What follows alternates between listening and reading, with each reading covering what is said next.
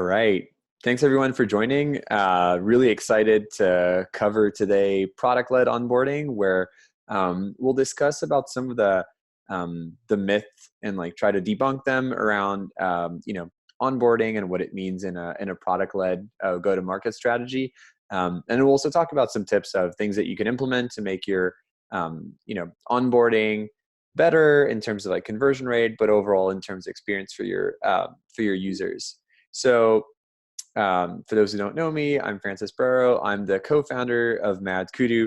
And while my background was initially in mathematics, I've spent the last 10 years really applying data science to sales and marketing, and have been fortunate enough to work with some of the best brands out there, helping them use data to optimize their processes. So jumping right into it, I think, as I mentioned, right, this is all about, the first section is about debunking some of these myths out there.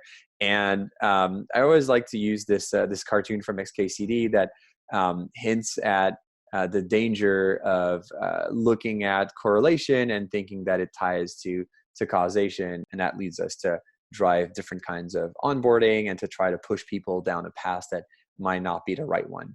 And so one of the elements behind this that I hear often is that the fastest growing companies, if you think of Slack and Stripe, basically don't have a sales team, and this is a huge myth that is out there, especially on the product-led side, because it's very appealing, right? Everyone wants to believe that you could build a massive company without having a sales team and without the overhead of people just building product.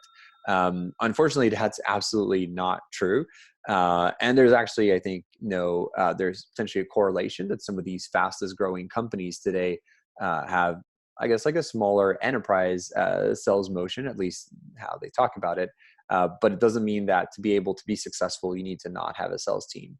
The second misconception that I hear a lot about very often is that, people assume that the onboarding funnel is very linear. Well, people go from, signing up, and they activate the product, they engage with it, and then they convert. And it's good to be able to simplify things and to try and put like high level patterns and like create a simple funnel so that you can visualize how things are likely to happen. Unfortunately, that's not the case. And I think inherently it hides some of the complexity that's behind the data. And a very simple example of this was that when we ran an analysis against about 10 different companies, and we looked at how conversion, how long it took people to convert. What we found was that about 50% of conversions would happen after the end of the free trial. And I think what that goes to say is that the way we think of the funnel of like this activation, engagement, conversion is actually wrong. And there's like a big element and a lot of value in nurturing people. And so even though people have maybe gone through your trial, there's still a chance that they'll convert in the near future. They might just not have had the need at the exact time, and they might convert a little bit later. But that product experience still matters a lot, even though they're not going to convert. And more importantly, the experience with the product after the trial, and therefore potentially outside of the product, is equally important. And so from a product-led onboarding standpoint, it's really critical to think about how you incorporate your marketing nurturing into the overall experience of the product. And maybe the last myth that I'll talk about today is this idea that because B2B has been following a lot of the patterns of B2C, and it's consumerizing with the way we interact faster with users, and there's more there's higher ease of transactions. It means that people want to self-serve. And this again goes into this idea that I think it follows in line with the idea that we can replace salespeople because people want to self-serve. They just want to use the product themselves, get value from it, and then swipe the credit card, and we're done. And part of the reason behind that is that there's something called the paradox of choice, which was talked about a lot as kind of a result of what's happened in our society, where the current dogma seems to be that we need to maximize choice to maximize freedom and therefore to maximize happiness. And so in the same way, we're saying people should be allowed to just self-serve and choose what feature they want to use and choose what product they want to use and use it the way they want to. And that's going to maximize freedom. And therefore that's going to maximize their happiness. And that's what we want to do. And I think a cool analogy that Barry Schwartz made in his TED Talk around this is that essentially we went from a time where there were rules and there were ways, there were things that we kind of accepted as written in stone, towards something where now we're saying you can write your own commandments and figure out what you want to do with it. So that being said, now let's talk a little bit about what you can do to improve your onboarding and how you can leverage product data to be able to do that. Maybe the first thing I would say is that whenever you're trying to optimize anything, I always like to use the framework of measure, predict, optimize. And so the first step is always about measuring what's happening, analyzing your data. And one of the very critical things to do when you're looking at product led is to always look at data through the lens of your ICP, because you might have a very noisy database and you don't want to derive patterns from non-ICP users, because then you might build a product that actually no longer fits your ideal customer.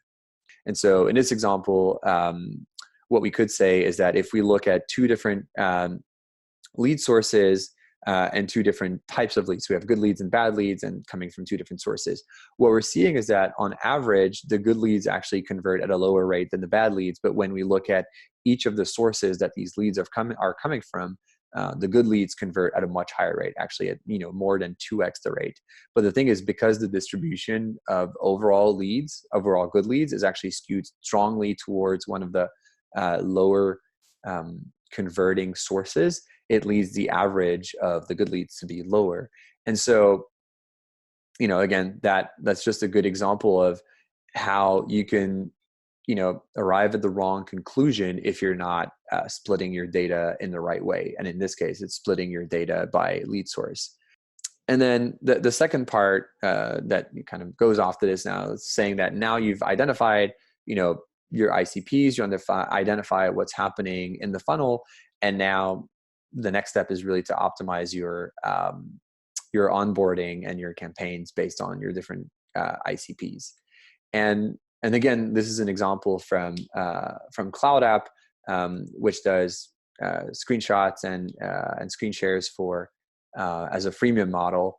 And one of the things that was very clear to them was that they had a wide variety of end users in B2B companies, and that people from different departments actually were using the product in different ways.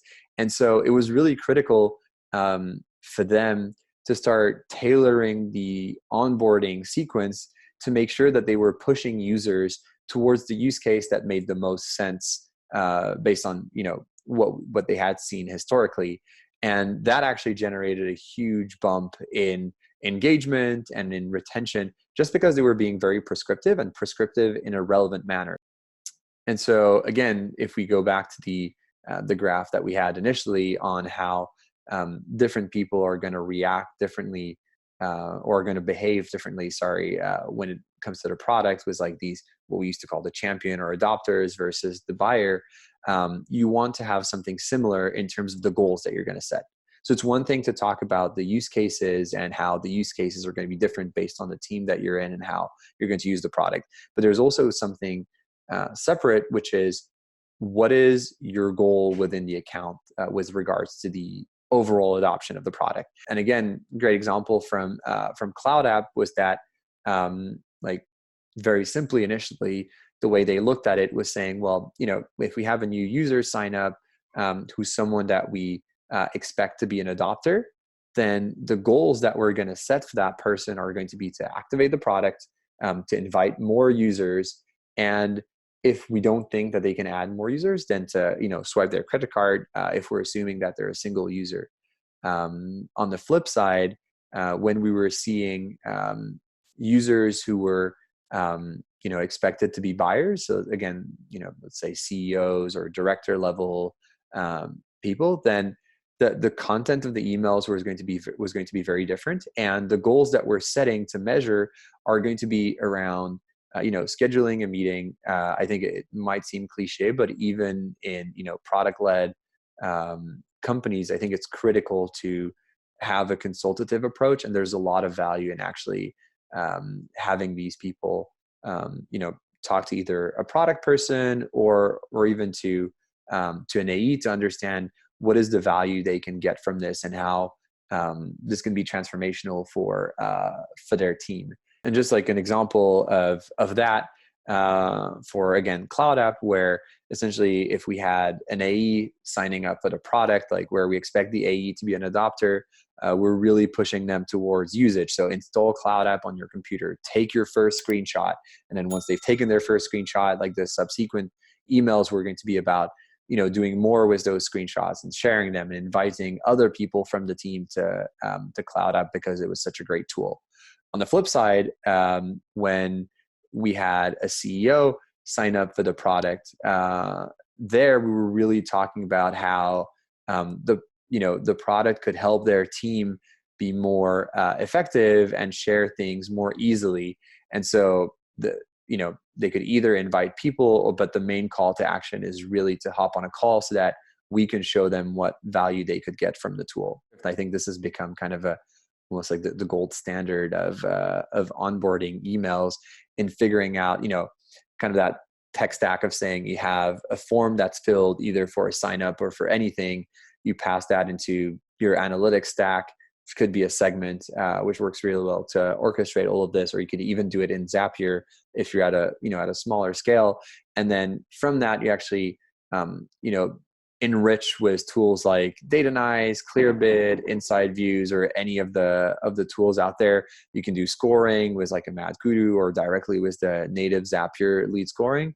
And then you send it to a messaging platform that could be a Drift, could be a Customer IO, or any of those. And you start having dynamic elements in your emails based on a decision tree that says, if the person is likely to be an adopter, this is the call to action we want to have. If the person has yet to adopt the product, to activate the product, we want to talk about activation and the benefits of activating. If they've already activated, then we want to talk about how they can spread the word across the team, or how they could get even more value from the product.